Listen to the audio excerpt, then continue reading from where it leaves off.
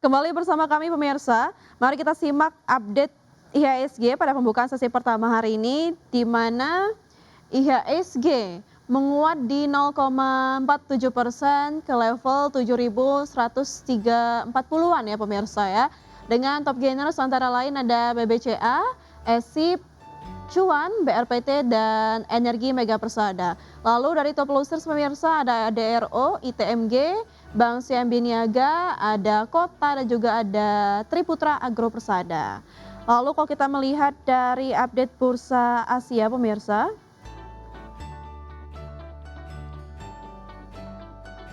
Bursa Asia itu dari Nikkei 225 itu mengalami pelemahan di 0,53%, STI melemah atau menguat maksud kami, STI menguat di 0,5%, Kospi juga menguat di 1,24% dan Hang Seng melemah di 0,43%. Dari saham-saham pilihan pemirsa,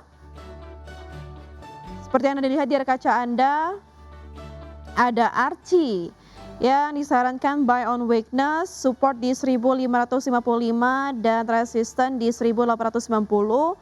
Emas support di 9400 dan resisten di 10175. MDKA support di 3360 dan resisten di 3670.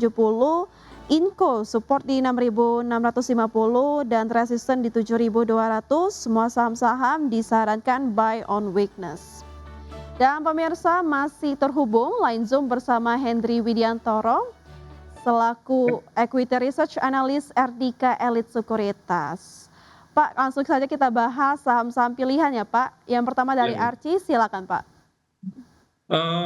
Archie ya, Mbak. Archie saya di sini, melihat cukup menarik ya pergerakannya, setelah sideways, sepekan 2 pekan berhasil breakout pada perdagangan kemarin dengan, diakumulasi oleh asing. Oleh karena itu cukup, tertarik pada Archie dengan target resisten, di level 1760 hingga 1850. Namun perketat level stop loss-nya di level, 1555. Yang mana pergerakan ini secara teknikal sebenarnya berada pada masa uptrend di atas EMA 20, 50, dan 50. Nah, ini kondisi yang cukup ideal bagi saham untuk bergerak uptrend. Selepas itu kita lihat story-nya belakang ya, selepas kita lihat teknikal, kita lihat dari sisi fundamental sedikitnya, kurang lebih untuk Archie. Archie kita tahu sekarang kan produsen emas, di mana gold ini cukup menarik kondisi saat ini ya, karena gold dijadikan sebuah hedge untuk investor melakukan risk off kepada market dan juga hedge terhadap kondisi geopolitik saat ini yang cenderung uncertain. Di saat itu juga emas cukup menarik ketika USD bergerak mengalami penguatan. Oleh karena itu mungkin di sini saya melihat bahwasannya Archie cukup menarik baik secara teknikal maupun secara fundamental. Namun sekali lagi rekomendasi yang kita berikan untuk Archie adalah cenderung buy on weakness atau buy on support. Baik, untuk term investasinya Pak di Archie apakah jangka pendek, menengah, atau panjang? Jangka menengah saya lihat di sini, paling nggak untuk perdagangan Archie selama sepekan ini hingga sepekan depan ya. Karena saya melihat ada gap di sini untuk Archie itu sendiri, karena lihat di sini untuk Archie ada gap di level 1890 ya. Oleh karena itu biasanya ketika ada gap down yang terjadi pada perdagangan sebelumnya, ada potensi tutup untuk Archie itu sendiri. Baik, selanjutnya dari Mas Pak, silakan. Yap. Emas ya? Hmm. Eee, Emas ini berkaitan dengan apa? Berkaitan dengan saya lihat di sini cukup menariknya untuk emas adalah pergerakan yang cenderung stabil, berada pada fase uptrend ya. Uptrend-nya disertai dengan, akumulasi oleh investor asing dan cukup konsisten di sini. Kendati emas memang sampai saat ini belum menghasilkan revenue atau net income, saya lihat ya, secara, bisnis ke depan emas mempunyai, potensi cadangan, yang cukup besar, yang mana hal ini menjadi daya tarik bagi investor.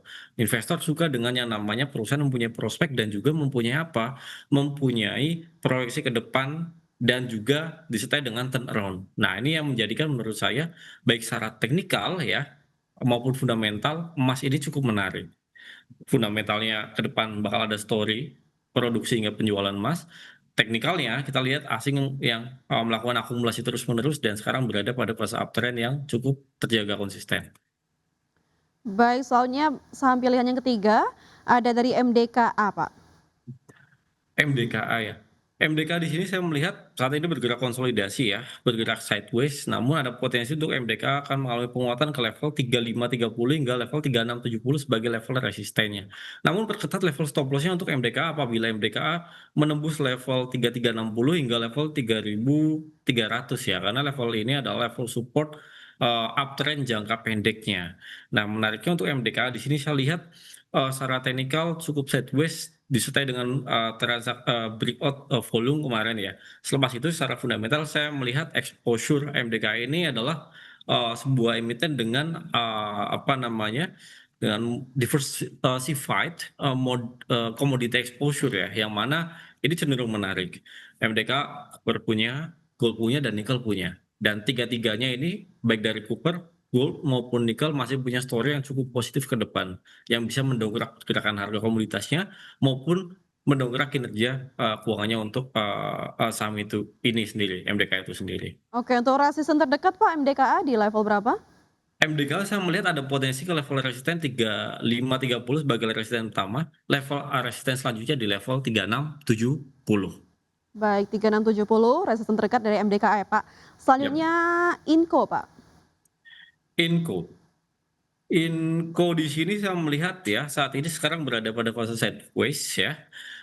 Namun sideways-nya di sini cukup menarik nih. Ada akumulasi yang dilakukan oleh asing dan jumlahnya relatif masif ya. Apabila pola-pola ini terjadi, biasanya ada potensi terjadi breakout ke atas ya. Nah, kita lihat pergerakannya sekarang berada di atas fase uptrend MA20, 50, dan MA200. MA20-nya potensi jadi golden cross ke atas, terus kemudian asing melakukan akumulasi yang masif dan berkelanjutan, dan yang terakhir tren dari pergerakan harga sahamnya maupun asing terus mengalami kenaikan. Oleh karena itu saya melihat Inco ada potensi untuk mengalami penguatan ke level resisten terdekatnya saat ini di level 7.000 terlebih dahulu hingga 7.275. Nah, apabila 7.275 tertembus, ada potensi akan menguat lagi ke level 75 hingga 79 atau level tertingginya 2 bulan lalu saat itu. Baik, itu dia pemirsa 4 saham pilihan yaitu Archie, Emas, MDKA, dan Inco. Pak, mungkin pertanyaan terakhir Pak terkait IHSG, di mana IHSG tadi kita lihat ya pada pembukaan hari ini itu menguat tipis Pak, berada di zona hijau. Nah, Yap. bagaimana Anda memproyeksikan IHSG pada hari ini Pak? Bagaimana juga dengan support dan resistennya?